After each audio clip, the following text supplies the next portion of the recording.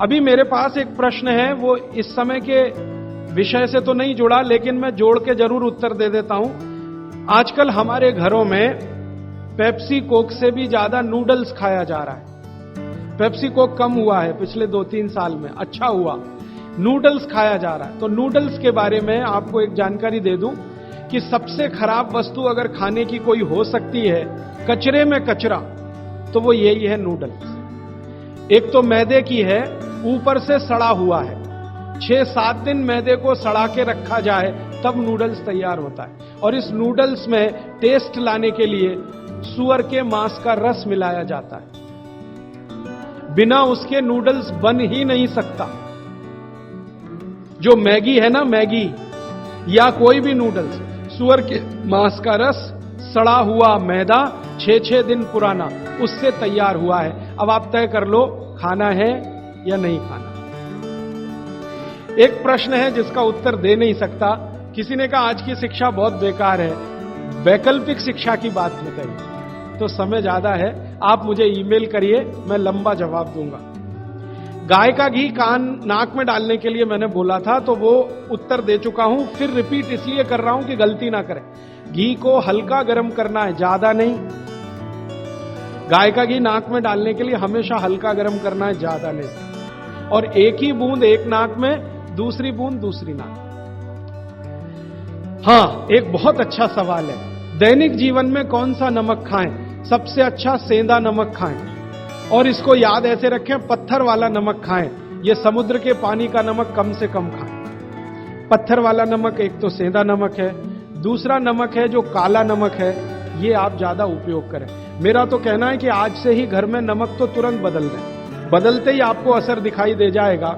आपको जो तकलीफ है ना ब्लड प्रेशर की, अर्थराइटिस की, ये नमक बदलने से ही बहुत आराम दे देगी आप। तो सेंधा ही नमक। किसी ने कहा है कि गोमूत्र अर्क लेने में पहले दिन खराब लगा, 3 दिन खराब लगेगा, 3 दिन, चौथे दिन से अच्छा लगेगा। तो छोड़े नहीं उसको। एक दिन खराब लगा, छोड़िए मत, दूसरे दिन भी लीजिए, तीसरे। गोमूत्र अर्क है ना, तो 1 चम्मच से ज्यादा मत लीजिए। और गोमूत्र प्योर है तो आधा कप लीजिए। किसी को प्रश्न है कि दिन भर नींद आती रहती है, क्या करें?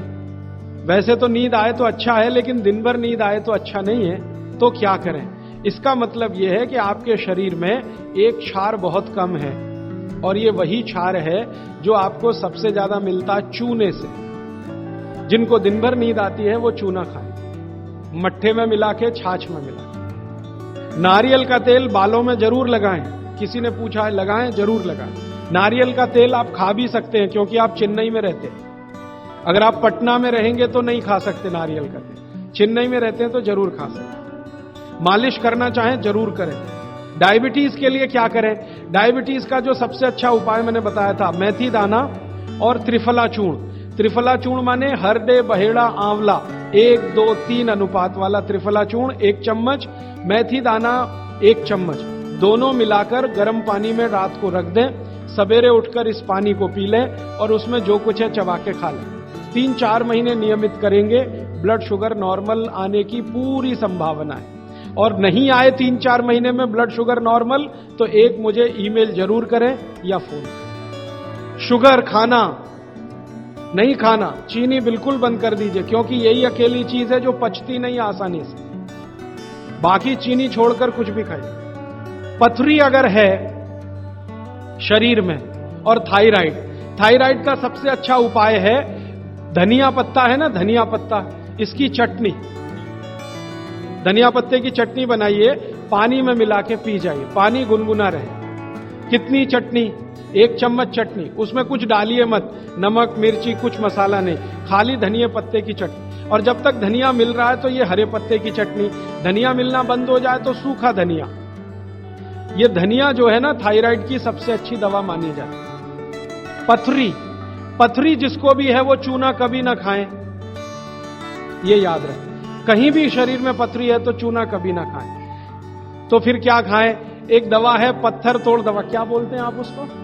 पाखंड भेद। शोभा कांत जी के यहां वो दवा है, पाखंड भेद, कहीं भी मिल जाएगा। तो आप इसका काढ़ा बना के पिए। ये जो पाखंड वेद है ना, इसका काढ़ा पानी में डाल के उबाल के। और ये दवा आसानी से होम्योपैथी में उपलब्ध है और इसी दवा का होम्योपैथिक नाम है बर्बेरिस, बर्बेरिस वल्गैरिस। पाखंड वेद का बॉटेनिकल नाम है बर्बेरिस वल्गैरिस।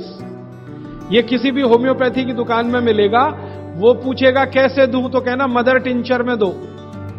ये कोई भी घर में रखिए, आप बिल्कुल निसंकोच इस्तेमाल कर सकते हैं, साइड इफेक्ट कुछ नहीं है इस दवा का। बर्बेरिस वल्गैरिस मदर टिंचर ऐसा बोलिए तो ये हल्के गुलाबी रंग की होगी, डार्क कलर की भी हो सकती है। इसकी 10-10 बूंदें चौथाई कप पानी में डालकर दिन में 3-4 बार पिलाएं। 1 महीने 1.25 महीने में सारी पथरी टूटकर निकल जाएगी। और नहीं तो पाखंड वेद जो दवा मिले आयुर्वेद की, उसका काढ़ा बना के 15-20 दिन ले लें। काढ़ा जल्दी तोड़ता है पत्थर को, बर्बेरिस को समय ज्यादा लगता है। पानी में चूना मिला के पी सकते हैं, जरूर पीजिए, पथरी वाले नहीं। दांतों का दर्द, दांतों के दर्द की सबसे अच्छी दवा है लौंग। लौंग इस्तेमाल करिए, लौंग का तेल इस्तेमाल करिए। और दांतों में दर्द हो ही नहीं तो थोड़ा थोड़ा चूना खाते रहिए। और दांतों में दर्द हो ही नहीं तो दातुन करते रहिए, दंत मंजन करते रहिए, पेस्ट बंद कर दीजिए। हां, अभी एक जरूरी प्रश्न आया, शराब और गुटखा छोड़ने के लिए क्या करें? जरूर आप इसको ध्यान से नोट कर लीजिए, ये बहुत लोगों के काम। शराब, गुटखा, तंबाकू, सिगरेट और बीड़ी, ये 5 बुराइयां व्यसन के रूप में हमारे घरों में आई हैं और देश का सर्वनाश किया है। इनके बचने के लिए बहुत अच्छा है, संकल्प शक्ति से बचे तो अच्छा है। भागवत जी कहते हैं किसी भी व्यसन से बाहर आना हो तो संकल्प शक्ति के साथ आइए तो अच्छा। नहीं है संकल्प शक्ति तो दवा का उपयोग करें। तो क्या दवाएं हैं आपके पास? सबसे अच्छी दवा है शुद्ध गाय का मूत्र, अर्क नहीं, शुद्ध गाय का मूत्र। दूसरी दवा आपके घर में है अदरक या सौंठ। जिनको शराब से छुड़ाना है, बाहर निकालना है, उनको अदरक और सौंठ ज्यादा खिलवाइए, रस पिलवाइए अदरक का, सौंठ का काढ़ा बना के दीजिए, गुड़ मिला के दे सकते हैं सौंठ का काढ़ा बना के। और गोमूत्र पीने को बोलिए। नियमित रूप से अगर आधा कप भी गोमूत्र पिया तो 1.25 महीने में शराब छूट जाती है। शराब जो पीते हैं, बीड़ी सिगरेट जो पीते हैं, उनके शरीर में एक केमिकल बढ़ जाता है, उसका नाम है सल्फर। और सल्फर को कम करने के लिए सल्फर ही चाहिए। आयुर्वेद में कहा है ना कि विष को विष मारता है, तो सल्फर बढ़ता है। तो सल्फर कम करने के लिए बाहर से सल्फर चाहिए और बाहर का सबसे अच्छा सल्फर गोमूत्र में है। सर्दी जुकाम, सर्दी जुकाम ज्यादा है, बार बार है, सबसे अच्छी दवा है। आप अगर बच्चों के लिए ले रहे हैं तो कफ दूर करना है उनका। कफ नाशक सबसे अच्छी दवा मैंने पहले दिन बताई थी, शहद है। दूसरी शहद नहीं लेते तो गुड़ है, तो बच्चों को गुड़ दीजिए ज्यादा। एक उनको चूना भी दे सकते हैं, चूना कफ का भी नाश करता है, वात का तो करता ही है, कफ का भी करता है, तो चूना दे सकते हैं। गाय का घी नाक में डाल सकते हैं। हल्दी जबरदस्त कफ नाशक है, तो दूध में हल्दी मिलाकर दीजिए। और दूध हल्दी थोड़ा घी मिलाएं तो और भी अच्छा कॉम्बिनेशन है। तो जिनको सर्दी जुकाम बार बार होते हैं उसके लिए। पित्त बढ़ा है तो क्या करें? देशी गाय का घी खाइए।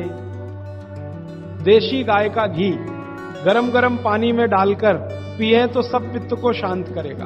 और दूसरी चीज मैंने पहले बता दी है, अजवाइन और काला नमक, ये भी पित्त बढ़े तो शांत करेगा उसको। एक मेरे पास डिफिकल्ट केस है, ये मुझे व्यक्तिगत रूप से मिले। कोई एक महिला है, उसकी लंबाई लगातार बढ़ रही है।